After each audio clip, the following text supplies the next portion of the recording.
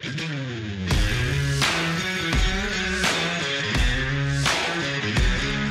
well-regulated militia being necessary to the security of a free state. The right of the people to keep and bear arms shall not be infringed. Welcome to another edition of Bearing Arms, Cam and Company. My name is Cam Edwards. Glad you're with me on the program today. Now, why did I emphasize the people in today's recitation of the Second Amendment's text? Well, because we're going to be talking about this recent decision by a federal judge in Illinois that an illegal immigrant, not all illegal immigrants, it should be noted, but an illegal immigrant has the right to possess a firearm. And it was wrong for the federal government to prosecute this individual. The case is U.S. versus Carbajal Flores. The Judge Sharon Johnson Coleman. And as Brian Doherty writes at Reason, the factual background of the prosecution of Heriberto Carbajal Flores, as explained in the judge's decision, was that on June 1st, 2020, Carbajal Flores possessed a handgun in the Little Village neighborhood of Chicago, Illinois. He contends that he received and used the handgun for self-protection as well as protection of property. Because of his citizenship status, he was charged with violating U.S. Code Section 18 U.S. Code Section 922G5, which prohibits any non-citizen who is not legally authorized to be in the United States from, quote, possessing in or affecting commerce any firearm or ammunition, or to receive any firearm or ammunition which has been shipped or transported in interstate or foreign commerce. Now, Judge Coleman granted that motion to dismiss that had been filed by Carbajal Flores' attorneys, declaring that such a blanket prohibition against possessing a firearm for a category of people, in this case, people who are in this country illegally, cannot withstand scrutiny under the text, history, and tradition test laid out by the Supreme Court in Bruin. The judge went on to say that Carbajal Flores has been on pretrial release and, quote, has consistently adhered to and fulfilled all of the stipulated conditions of his release. Pretrial Services has conducted numerous employment visits at various sites, and Carbajal Flores consistently provides the necessary documentation to verify his income when requested. A criminal record check conducted through the National Crime Information Center reflects no new arrests or outstanding warrants. The government contended that Carbajal Flores is not a part of the people, not a part of the political community that possesses the right to keep and bear arms. They pointed to things like 18th century statutes showing that former British loyalists were not legally allowed to possess firearms unless they, declared their allegiance to the United States.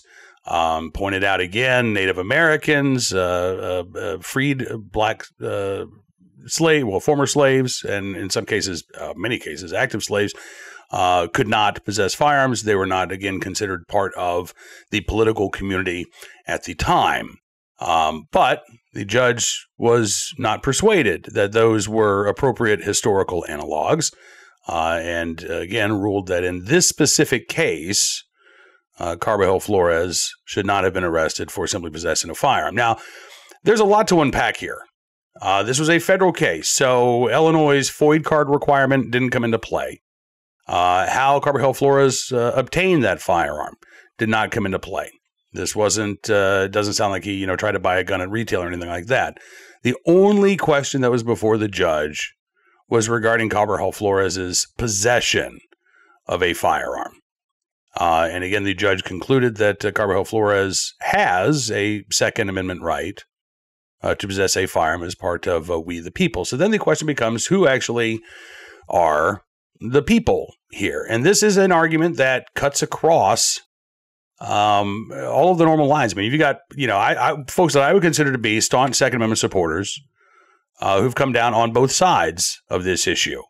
That, yes, this was the correct ruling by a judge, or no, the judge got it wrong, and people who are in this country illegally should not, under the text, history, and tradition test, be able to lawfully possess a firearm. Here's, I think, a perfect summary of where things stand. Rob Romano from the Firearms Policy Coalition tweeting out yesterday, today, and I support the Second Amendment, but, and sharing a email from the American Firearms Association, part of the Dorr Brothers empire of Second Amendment orgs, and this is what they had to say. Dear Rob, Obama appointed U.S. District Judge Sharon Johnson Coleman out of Illinois has just ruled that illegal aliens have constitutionally protected Second Amendment rights, just like you and me. You see what they're doing here? They're trying to blur the lines between American citizens and anyone in the world that Joe Biden can ram into our country across the wide open southern border. AFA's Chris Doors just recorded a video on this outrageous ruling. Please watch his 60-second video below. So again, this is an issue that has divided even the Second Amendment community. And I don't know if that's intentional on the part of the judge. I don't, because I think there is a serious question here, right? And the question really is, who are the people who possess the right to keep and bear arms?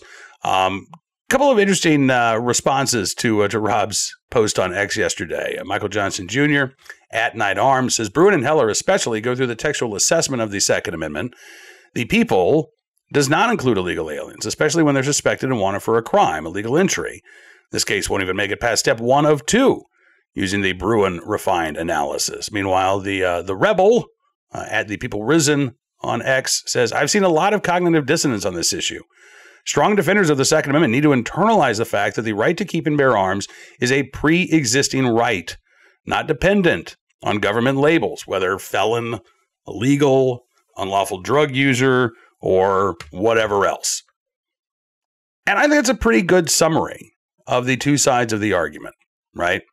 Are we talking about a natural right that applies to everyone, a human right, right? I've said all the time, self-defense is a human right. Now, does that encompass the right to self-defense with a firearm? I would argue yes, but I would also note that the courts rarely, if ever, base their decision purely on a natural rights argument. They are looking at precedent. They are looking at what the Supreme Court has said in the past. They're not looking solely to the Constitution or to the Bill of Rights, right? They're looking at existing case law. Now, in this particular instance, the case law comes far too late to really be applicable to the Bruin test, right? The Supreme Court has said repeatedly, but most recently in Bruin, that you need to look at what the Second Amendment meant when it was ratified in 1791. Maybe to a lesser extent, look at the tradition of gun ownership, how the Second Amendment was exercised when the 14th Amendment was ratified in 1868. In neither 1791 nor 1868 do you have the type of modern immigration laws that we have in place today. Matthew LaRosiere and Costas Morris had a really good pro-con back and forth at the Reload, with Matthew LaRosiere taking the position that the judge got it right in this case. He says the ruling is notable, but it's also, that's Costas Morris's comment. Let me get to Matthew LaRosiere's comment. He says, I see no way that the political community dicta in Heller, talking about, again, the right of the people extending to the political community of the United States. LaRosiere says, I see no way that the political community dicta in Heller was intended to reverse hundreds of years of precedent, where every other right of the people was respected within the borders of the United States without regard to whether the individual victim of state action was able to vote.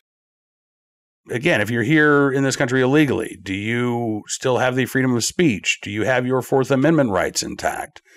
Historically, the answer is yes.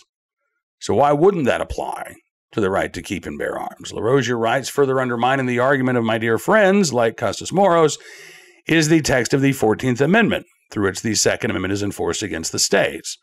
LaRosiere says in no uncertain terms, the 14th Amendment refers to, quote, the privileges or immunities of citizens, and then the liberty of persons, and the equal protection of laws of, quote, any person within its jurisdiction.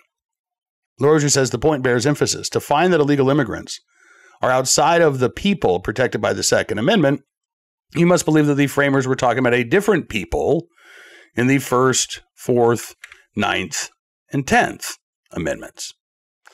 Now, Costas Moros says that the ruling in Carbajal Flores is notable, but he says it's also an outlier. compared to the many cases where judges have upheld the same law. In 2012, he writes, a Fourth Circuit panel ruled in U.S. versus Carpio Leon that, quote, illegal aliens are not law-abiding members of the political community, and aliens who have entered the United States unlawfully have no more rights under the Second Amendment than do aliens outside of the United States seeking admittance. Moros went on to say there are even several post-Bruin cases that have come to the same conclusion. In Jimenez-Chilon, an 11th Circuit panel found, quote, historical laws reveal an early feature of the emerging republic, the selective disarmament of groups associated with foreign elements. In U.S. versus Vizcaíno-Pequeno, a district judge ruled that, quote, it is clear that there is a tradition of disarming certain groups seen as threatening or suspect to the colonial social order. In U.S. versus Pineda Guevara, another district judge decided that even if the plain text applies to those who are unlawfully present in this country, analogous historical restrictions disarmed individuals outside of the political community. Now, Moros says one could argue that this exposes a flaw in Bruin's analysis, or that the Second Amendment should be amended to include all peaceable people and not only those deemed part of the political community. Perhaps, he says, but under the Bruin test, 18 U.S. Code Section 922G5 has a strong argument to be upheld. And I think that that's right from a legal perspective. Again, when we are talking about who the people are, right, the right of the people to keep and bear arms, it's not a right of the citizen. You could argue that it is a right of all persons, but then you have to consider, well, who was the people at the time the Second Amendment was ratified? And as Moros, and frankly, as gun control groups and gun control advocates have pointed out, there were entire classes of people who were not considered part of we the people at the time of the founding, right? And so if you're going to take the position, well, okay, these now repugnant laws barring, again, free black citizens from keeping and bearing arms, or Native Americans from keeping and bearing arms, or Catholics from keeping and bearing arms. If those laws tell us anything of value today, it's certainly not that, Catholics can be deprived of their Second Amendment rights, or Native Americans, or Black Americans. But it does suggest that even the founders believed that this was not a free-for-all right, that there were some limitations on, again, who the people were who could exercise that right to keep and bear arms. Now, again, I am a proponent ultimately of the natural law interpretation, but I'm also a realist.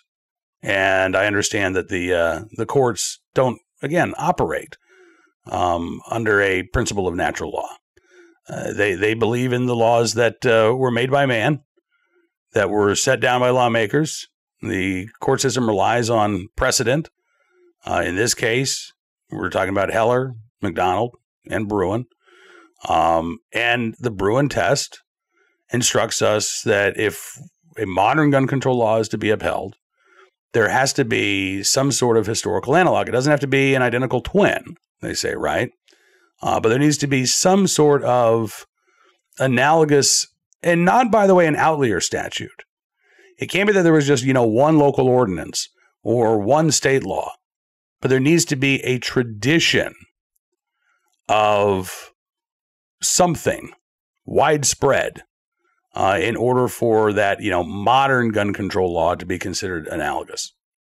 And in this case, unfortunately, I think that while LaRosier is right philosophically, Moros is right from a legal standpoint, that the judge's decision in Illinois is the outlier decision here. And by the way, again, this did not open the door for every illegal immigrant to carry firearms. This was not the state of Illinois saying that illegal immigrants can carry guns. I saw a tweet or a post on X asserting that. That's not the case. Again, this was a federal case. The state of Illinois could have brought charges against Carbajal Flores for possessing a firearm without a firearm owner ID card. Why this case was kicked up to federal court, I don't know. And it is, I suppose, possible, I don't know what the statute of limitations would be on a FOID card violation, but I suppose it's possible that the state of Illinois could go back and try to charge Carbajal Flores on, again, a state charge of possessing a gun without a FOID card. This is a fairly narrow ruling. This was not the judge overturning the statute on its face. This was an as-applied challenge, meaning that Flores Carbajal or Carbajal Flores argued that his specific circumstances should preclude prosecution. And the judge in this case agreed that specifically Mr. Carbajal Flores should not be charged with a crime for possessing a firearm, even though he was in this country illegally. Now, does this open the door for a broader ruling that would say anybody and everybody in this country who is here illegally does possess the right to keep and bear arms? Yeah, I suppose it could. I doubt we're going to see that from an Obama judge, but it could open the door to that. But right now, we need to deal with what's in front of us.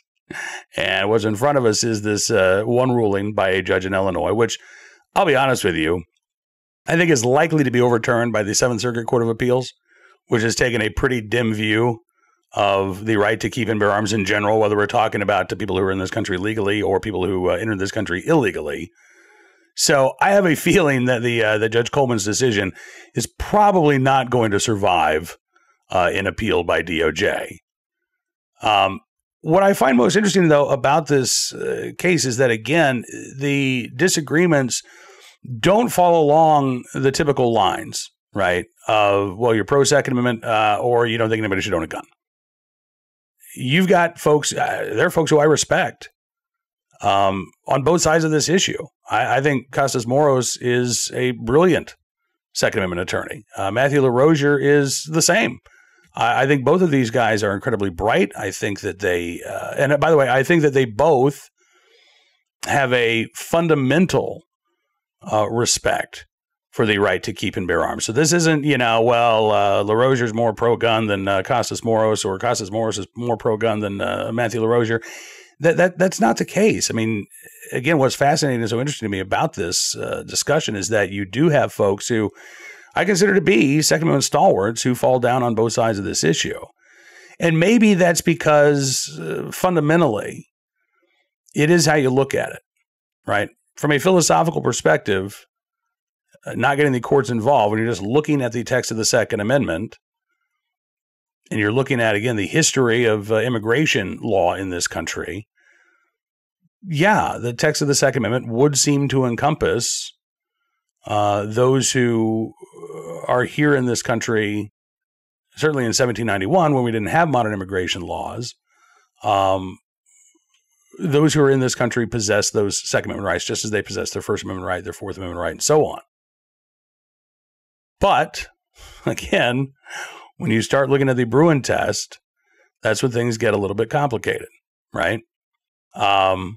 So would I be bothered if it were determined that people who are in this country illegally do possess a Second Amendment right? No. I wouldn't lose any sleep over that. And I wouldn't see that as some plot by Joe Biden to arm illegal immigrants. Frankly, because I don't think that that's going to be the prevailing view on the left, honestly. Those folks who want to deprive law-abiding citizens of the right to keep and bear arms, I think are also going to take a dim view of arming people who are in this country illegally or allowing them to possess a firearm without federal prosecution. So we'll see what happens with this case on appeal. I would encourage you to check out The Reload and read both of the columns by Matthew LaRosier and Stephen Gutowski. I think both sides, again, make very good arguments. In a perfect world, I think, again, the natural rights view would win out, but we don't live in a perfect world. We live in a world in which, again, for hundreds of years, broad swaths of American society was deprived of their ability to keep and bear arms. And we are fighting to restore that right to all of the people. And that is a slow and convoluted process that often feels like we're taking 2 steps forward and then 1 step back, or maybe 2 steps forward and 3 steps back. But I do suspect ultimately that the courts are going to conclude, regardless of how we feel about the natural right to keep and bear arms, that the political community that possesses the right to keep and bear arms, as interpreted by the Supreme Court, does not include those who are in this country illegally. All right, let's turn our attention now to today's Armed Citizen story, our good deed of the day, and our recidivist report. We'll start there with a case out of Ohio. A Miami Township teen accused in Moraine drive-by granted intervention in lieu of conviction.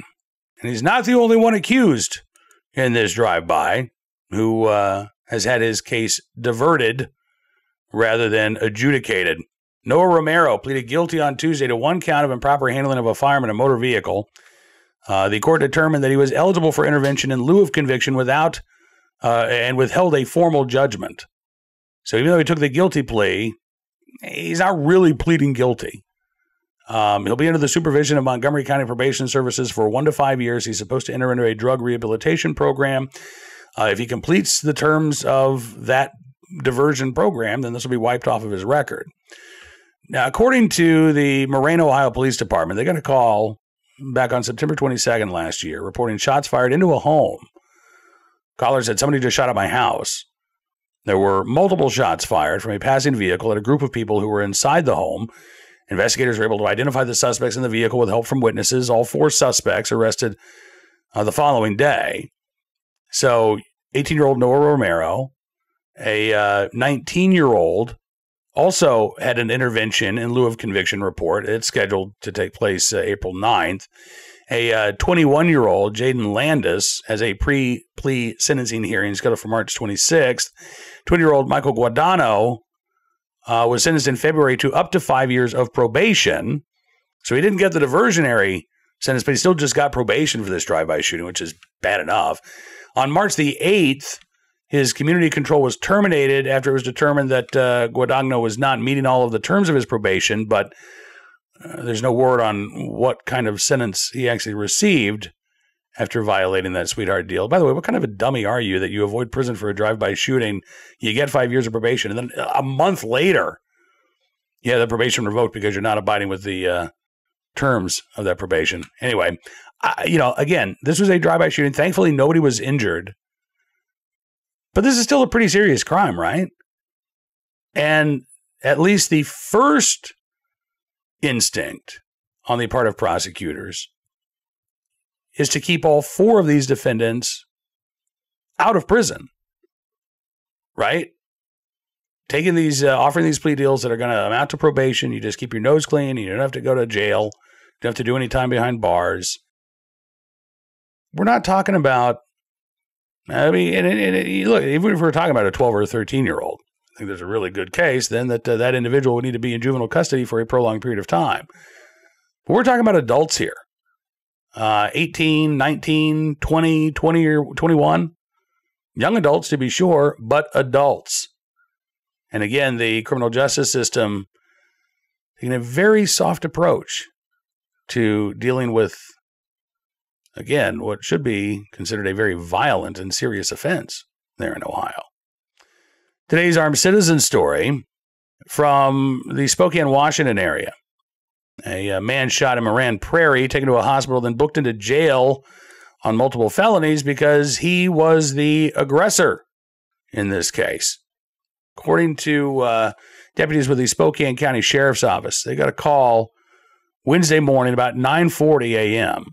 about an alleged assault in Moran Prairie. A woman called saying that her ex-boyfriend had, without permission, entered the home where the victim was visiting. Taylor, Nicholas Taylor, the man in question, was apparently armed with a hammer. He then grabbed the victim by the arm and tried to force her out of the home. The woman was able to break free from Taylor, and a man who was visiting the woman shot Taylor, striking him in the leg. Sheriff's office says the man feared for his life as well as the victim's safety. Taylor then allegedly fled the area in a vehicle. About 9:45 that morning, an ambulance crew advised sheriff's deputies that they were contacted in a parking lot by the wounded Taylor, who was taken to the hospital. Now, the woman who was Taylor's intended victim had apparently obtained a domestic violence protection order against Taylor. The woman and the man who fired the shot, released without charges by the Spokane County Sheriff's Office. After being treated and released from the hospital, it's reported that Taylor was booked in the Spokane County Jail on suspicion of first-degree burglary, second-degree kidnapping, second-degree assault, as well as violation of a protection order with assault. You know, we've spoken with Nikki Gozer about this time and again here on Bearing Arms Cam and Company. I would never discourage anybody from getting an order of protection. I don't think Nikki would either. In fact, Nikki advocated and was really the reason why Tennessee has a lifetime order of protection law in place. But if somebody is intent on doing you harm, that order of protection is not a suit of armor. It is a piece of paper. Listen, it can be useful. In this case, as we see, additional charges can be filed, and hopefully there'll be some serious consequences here. But an order of protection does not protect you against somebody who is willing to violate that order, as apparently was the case here. So that's why Nikki always encourages people, think about what else you can do to protect yourself. And that may be, again, changing where you live, changing your phone number, making it difficult to contact you. But it may also include getting a gun, getting that training so that you are comfortable carrying a firearm in self-defense. In this case, it wasn't the woman herself who had the firearm, but there was an armed citizen who was able to put a stop to this attack and potentially save one or more lives. So we'll try to keep updated on this case and bring any more details as they become available. Finally today, our good deed of the day, in the right place, at the right time, willing and able to do the right thing. Some students from the University of Georgia who were on their way to Savannah for spring break and ended up having a little bit of a detour, but worthwhile, saving the lives of a family who had wrecked their car in a creek. These college students honored by the University of Georgia this week: Jane McCardle, Molly McCollum, Eleanor Cart, Clark Jones, Caitlin Yance, all freshmen at UGA. As I said, on their way to Savannah for spring break. This was, I think, on St. Patrick's Day, March 15th. Couple days before St. Patrick's Day. And as they're driving south there, they witnessed an SUV go off the road and into a creek in Sardis, Georgia. According to the Augusta Chronicle, without hesitation, the 5 students turned their car around to help. 2 of the women quickly got into the water, hoping to extricate the victims from their vehicle. Others gathered supplies, communicated with emergency responders. Clark, who was a trained lifeguard, performed CPR on one of the children who was unresponsive during the rescue. She said, "We're just so happy that we were in the right place at the right time." The Sardis Police Department commended the students as well, saying, "Inspired by courage." This was actually the comment by Michelle Cook, Vice President of Student Affairs at UGA. Said, "Inspired by courage, defined by compassion, the heroic actions of these 5 UGA students embodied the spirit of community and selflessness. Their bravery serves as an example of the boundless capacity for kindness within us all." I mean, that is some highfalutin language, but yes, I suppose that is the case. We all have the ability to act and to react when we see somebody in need. And unfortunately, as we know, it doesn't always happen, right? Some folks will drive right by that car. They've got somewhere to be. Someone else will take care of it. What can I do? Nothing else. You can pick up your phone and call 911. But in this case, these students at UGA heading for a fun week in Savannah did the right thing. Stopped their car, got out, saved lives.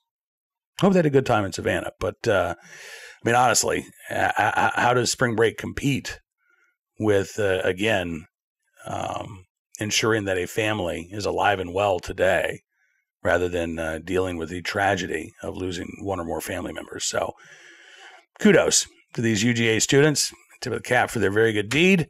That is going to do it for this edition of Bearing Arms Cam & Company. I want to thank you for being a part of the program as always. I'm looking forward to being back with you again next week. But be sure to check out BearingArms.com. Between now and then, we're keeping you up to date on all of the latest Second Amendment news and information from all across the nation. And boy, there's a lot to cover these days.